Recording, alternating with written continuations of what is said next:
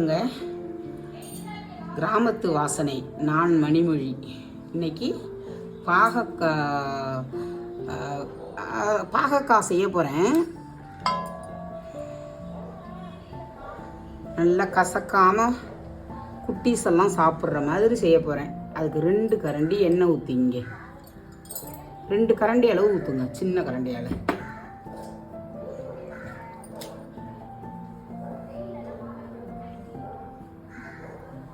அதுக்கு எண்ணெய் காஞ்சிக்கிட்டு இருக்கு. சின்ன வெங்காயம் ஒரு 7-8 கட் பண்ணி வச்சுருக்கேன். பூண்டு ஒரு 5-6 தட்டி வச்சுருக்கேன். ஒரு தக்காளியை கட் பண்ணி வச்சுருக்கேன். ஒரு 2 கொத்து கொத்தமல்லி தழை, ஒரு 2 கொத்து கருவேப்பிலை, கொஞ்சோண்டு தேங்காய் அரை மூடி, சோம்பு கொஞ்சோண்டு 1 ஸ்பூன் அளவு வச்சுருக்கேன். 1/2 கிலோ பாகக்காவுக்கு இந்த அளவு போட்டால் கரெக்டாக இருக்கும். காஞ்சிச்சு எண்ணெய். பாகக்காயை போடுவோம் எண்ணெயில். இது கொஞ்சம் வறுவலாக இல்லாமல் செய்கிறோம், கசக்காமல் செய்கிறோம். எல்லாரும் சாப்பிட பாவக்காய் சில பேருக்கு கசக்குமாங்க. இது மாதிரி செஞ்சு கொடுங்க, கசக்காமல் இருக்கும்.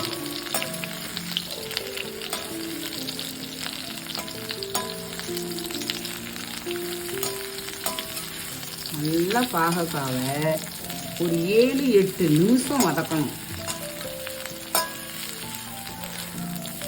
வதங்கினாதான் கசக்காமல் இருக்கும்.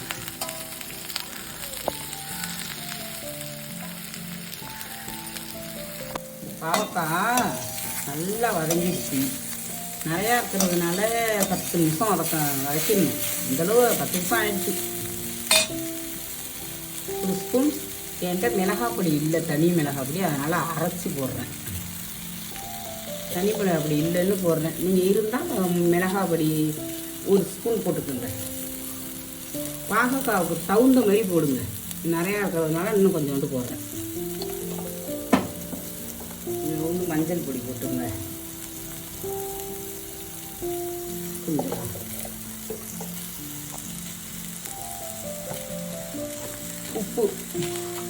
உப்பு போட்டுங்க. கல் உப்பு போடுறேன். கொஞ்சம் முடிஞ்ச அளவு கல் உப்பில் சமையலில் சேர்த்துக்கிட்டா கொஞ்சம் டேஸ்ட்டாக இருக்கும். அதுக்காக கல் உப்பு. நம்ம வறுவல்னால் சால்ட்டு போடுற மாதிரி இருக்கும். போட்டு கொஞ்சோண்டு தண்ணி ஊற்றி ஒரு முக்கால் டம்ளர் தண்ணி ஊற்றுங்க. 3/4 டம்ளர் ஊற்றுனீங்கன்னா போதும்.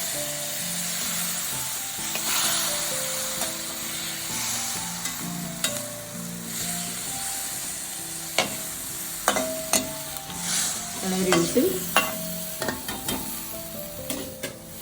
ஒரு 3 நிமிஷம் மூடி வைங்க. அதுக்குள்ளே நம்ம இதை ரெடி பண்ணிவிடுவோம். கடாயை வச்சு சூடு பண்ணிங்க.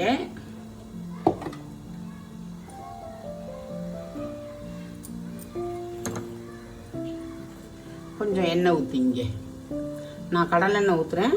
நீங்கள் என்ன வேணுமோ எண்ணெய் ஊற்றிங்க. எந்த எண்ணெய் உங்களுக்கு இதாக இருக்கோ அதை ஊற்றிங்க.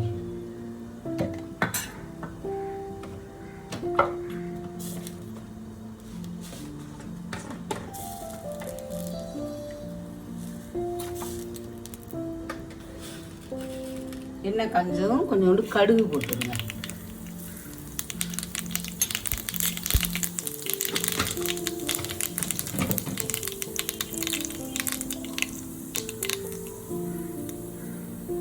கடுகு போட்டதும் கருவேப்பிலை போட்டு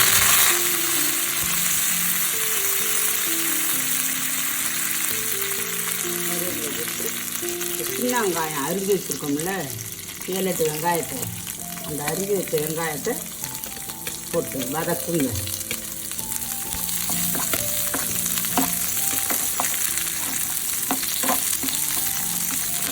நல்லா கொஞ்சம் வதக்குங்க. ஒரு 3 நிமிஷம் வதக்குங்க.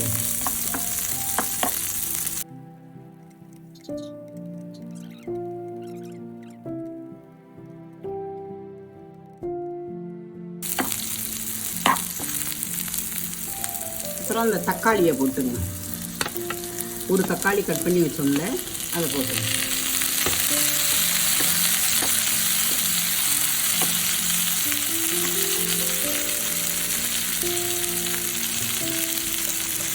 அது சீக்கிரம் வதங்கிறதுக்கு சும்மா ஒரு 2-3 உப்பு கல் போட்டுங்க.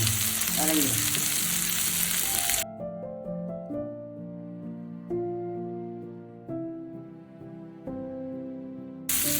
இந்த பூண்டு தட்டி வச்சுருக்கோம்ல, அதை போட்டுருங்க. பூண்டு போட்டு லைட்டாக வதக்கினா போதும்.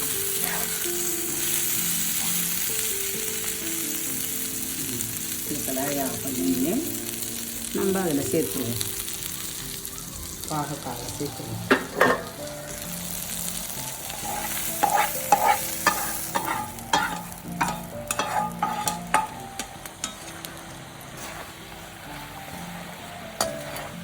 இருக்கும், நல்லா வெந்துருச்சு பாவக்காய்.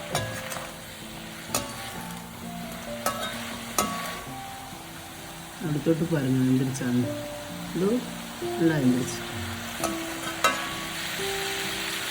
சோம்பும் தேங்காயும் அரைச்சி வச்சுருக்கேன். சோம்பும் தேங்காயம் அரைச்சி வச்சதை இதில் போட்டுக்க வேண்டியது.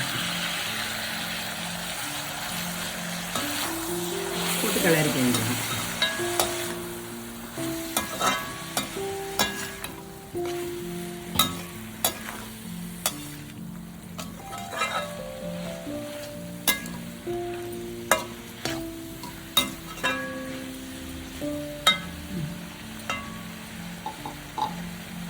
அரைச்சி வச்சுட்டு ஒரு 3 நிமிஷம் மூடி வைங்க.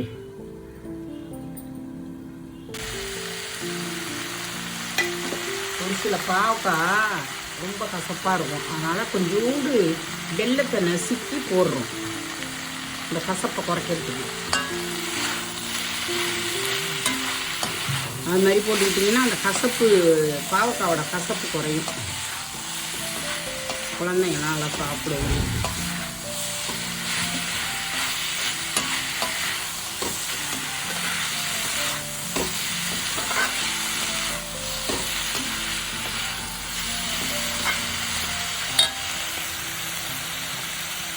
மல்லித்தரு தலையை வெளியே போட்டு லைட்டாக இது பண்ணிவிட்டு இறக்கி ஆஃப் பண்ணிட வேண்டியது தான். பாவக்காய் ரெடி.